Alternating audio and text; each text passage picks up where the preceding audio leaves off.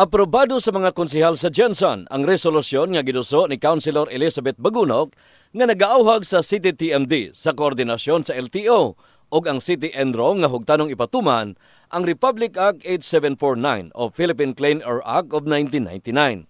Gipamahayag sa opisyal nga dili ikanigar nga daghan og kaso sa ginatawag nga respiratory illness o apektado ang mga baga tungod sa polusyon maong angayan lang nga ipatuman ang maong balaod. Giangkon sa opisyal nga dili pa tantong may kapasidad ang mga buhatan nga kinahanglan mo implementar sa maong balaod apan gikinahanglan nga pangitaan og paagi. Mao na ang ato ang gipahinungdong ma-implementar ang Clean Air Act kay karon mo nakakasabot ning ato ang kahimtang nga naalasad ning pertussis, no? Yeah, ang mga airborne diseases ba tungod sa pollution.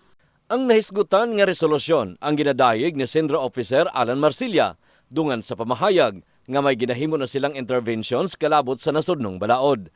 Usa sa gihingusgan ini ang pagpahigayon og anti-smoke bilging. Apan giangkon sa nahisgutan nga dili sila kanunay makitaan sa mga kadalanan nga nagapara og sakyanan tungod kay random ang ilang ginahimo.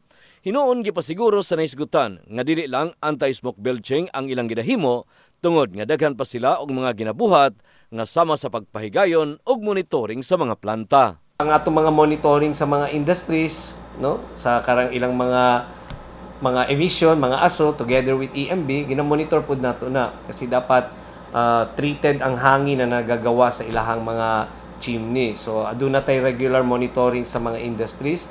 Dugang pa sa opisyal nga dili lang sa pagmonitor sa mga industriya ang ilang ginabuhat tungod kay apel usab sila sa mga nag-regulate sa mga sunog-sunog sa basura kauban sa Waste Management Office ug daghan pa nga mga intervention may kalabutan sa pagpatuman sa Clean Air Act.